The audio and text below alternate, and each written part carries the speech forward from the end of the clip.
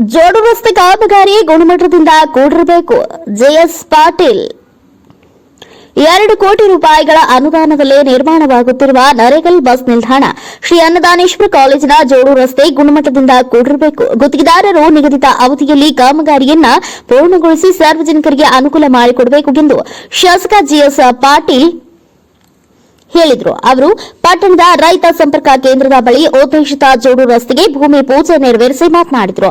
ಜೋಡು ರಸ್ತೆ ಇದಕ್ಕೆ ವಿದ್ಯುತ್ ದೀಪಗಳನ್ನು ಅಳವಡಿಸಿ ಎರಡನ್ನ ಸೇರಿಸಿ ಒಮ್ಮೆಗೆ ಉದ್ಘಾಟನೆ ಮಾಡುವ ಯೋಜನೆ ಇದೆ.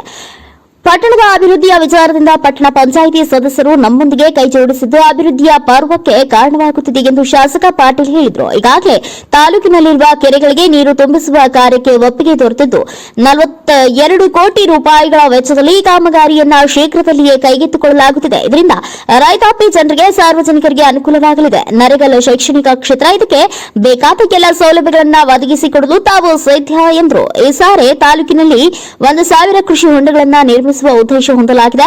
ಗ್ರಾಮೀಣ ರಸ್ತೆಗಳ ಸುಧಾರಣೆಯನ್ನ ಅಭಿವೃದ್ಧಿ ಪಥ ಯೋಜನೆಯಲ್ಲಿ ಕೈಗೆತ್ತಿಕೊಂಡು 50 ಕಿಲೋಮೀಟರ್ ರಸ್ತೆ ಅಭಿವೃದ್ಧಿಪಡಿಸಲಾಗುವುದು. ನರೇಗಲ್ ತೋಂಡಿಹಾಳ ರಸ್ತೆಯನ್ನ ಸಹ ಇದೇ ಯೋಜನೆ ಅಡಿಯಲ್ಲಿ ಅಭಿವೃದ್ಧಿಪಡಿಸಲಾಗುವುದು. ನಗರೋತ್ಥಾನ ಯೋಜನೆ ಅಡಿಯಲ್ಲಿ ನರೇಗಲ್ ಪಟ್ಟಣಕ್ಕೆ 10 ಕೋಟಿ ರೂಪಾಯಿಗಳ ಅನುದಾನ ಬಿಡುಗಡೆಯಾಗುತ್ತಿದ್ದು ಪಟ್ಟಣ ಅಭಿವೃದ್ಧಿ ಪಥದಲ್ಲಿ ಸಾಗಲಿದೆ ಎಂದು ಹೇಳಿದ ಶಾಸಕ ಪಾಟೀಲ್, ತಾಲೂಕಾ ಸ್ಥಳ ಗಜೇಂದ್ರಗಢದಲ್ಲಿ ನ್ಯಾಯಾಲಯ ಕಟ್ಟಡಕ್ಕೆ 10 ಕೋಟಿ ರೂಪಾಯಿ, ತಾಲೂಕಾ ಕಚೇರಿಗಾಗಿ ಕ್ರೀಡಾಂಗಣಕ್ಕಾಗಿ ಶೀಘ್ರವೇ ಅನುದಾನ ಬಿಡುಗಡೆಯಾಗಲಿದೆ ಎಂದರು. ಈಗ ನಡೆದಿರುವ ಅಧಿವೇಶನ ಮುಗಿದ ತಕ್ಷಣವೇ ಅರ್ಹ ಬಡ ಫಲಾನುಭವಿಗಳಿಗೆ ನಿವೇಶನ ಹಂಚುವ ಕಾರ್ಯಕ್ಕೆ ಚಾಲನೆ ನೀಡಲಾಗುವುದು ಎಂದು ತಿಳಿಸಿದರು.